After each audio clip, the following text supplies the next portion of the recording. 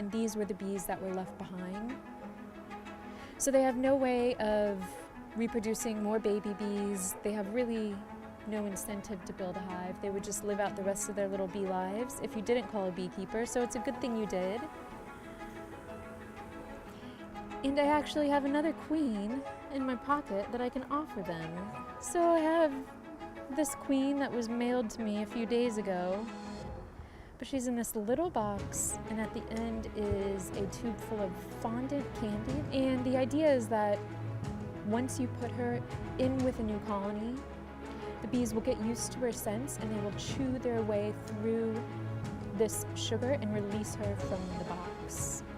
So I'm going to go ahead and give this queen to these bees, and we can see how they react to her. Wow, some of them love living in their new hive already. That's a great sign.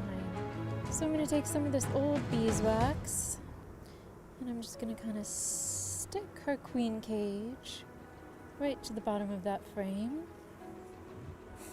And we can see how the bees react to her. If it takes them a little while to get used to her, that's fine. She's protected, she's in this cage. But we'll see if they start gravitating towards her immediately.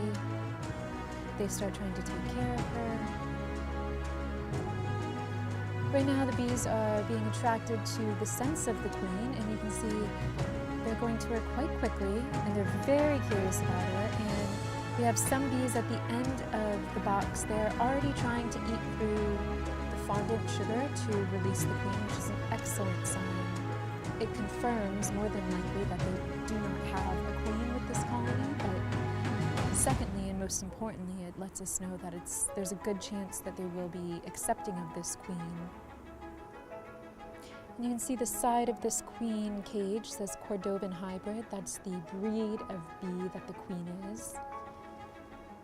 I like to experiment with different queens, and I've had pretty good success with these Cordovans and Cordovan hybrids. And just like we're trying to breed other creatures for their traits, so we breed dogs or horses or other animals for their traits, there's a lot of people out there trying to breed better bees.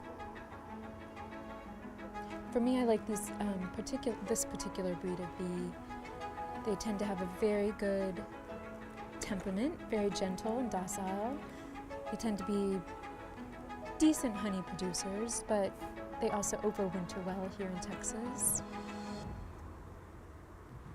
It's hard to be certain, though, exactly how long it will take for them to chew their way through that fondant, and they seem to like this queen. I think it's going to work out between everybody, so I'm actually going to help them out.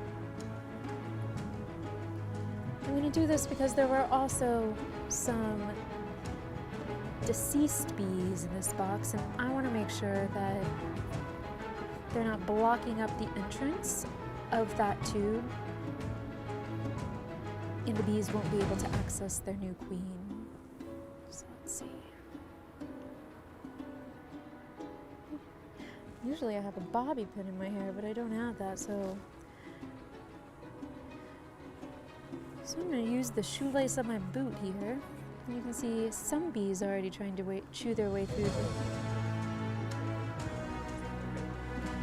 So I'm going to use the shoelace of my boot here and poke my way through that fondant a little bit. Yes.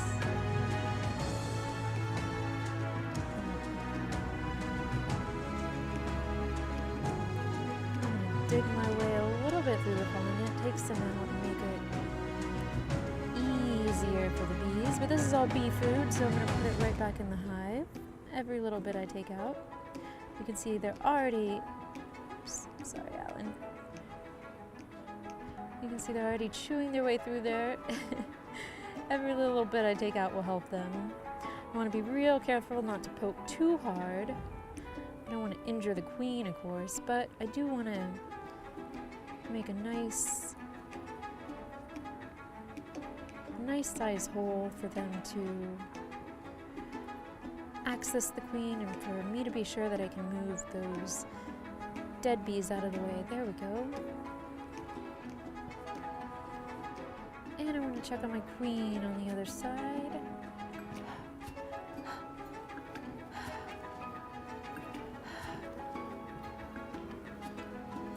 bees are sometimes agitated by CO2 and tend to move out of the way, but they don't seem to be agitated at all. So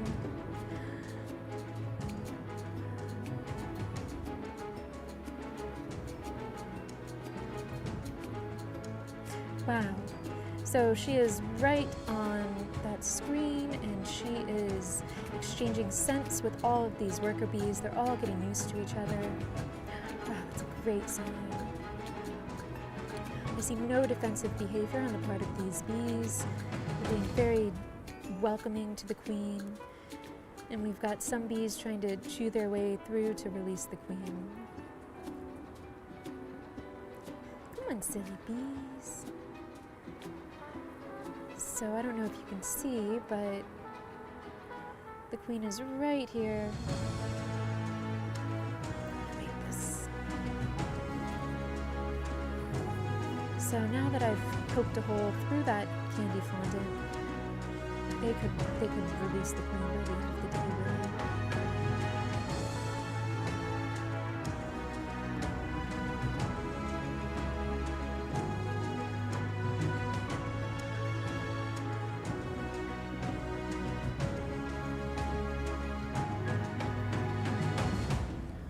Take some beeswax again.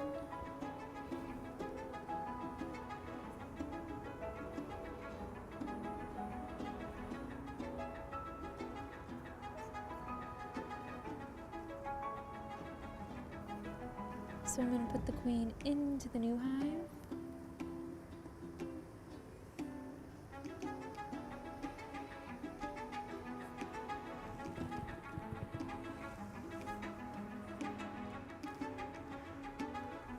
Let's give these bees a little bit of encouragement to get into the new hive. Come on, bees.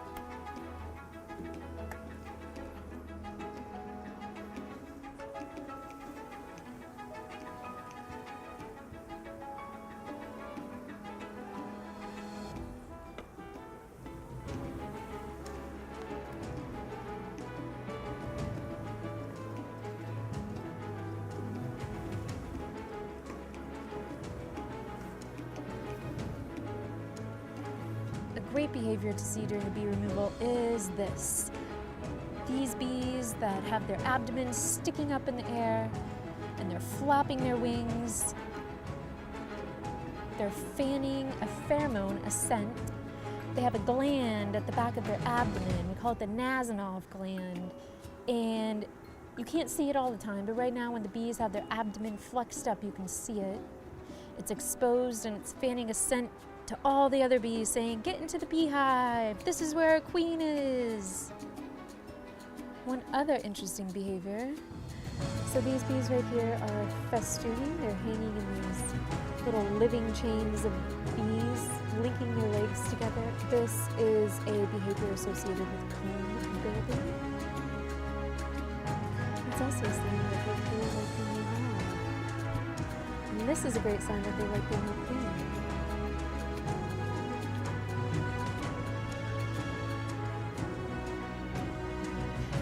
I could stay here and watch them all day, but all right, babies, you gotta get into your new hive. Well, I've got a nice little colony of bees who have a new queen and a better chance at survival now. I got to meet a really great homeowner who did the right thing for the bees by calling a beekeeper, and now I get to care for this colony. So good job, bees. I'm going to take them home, I'm going to give them some food, and I'm going to set them up in my apiary. And it was another great day of saving the bees. I love that!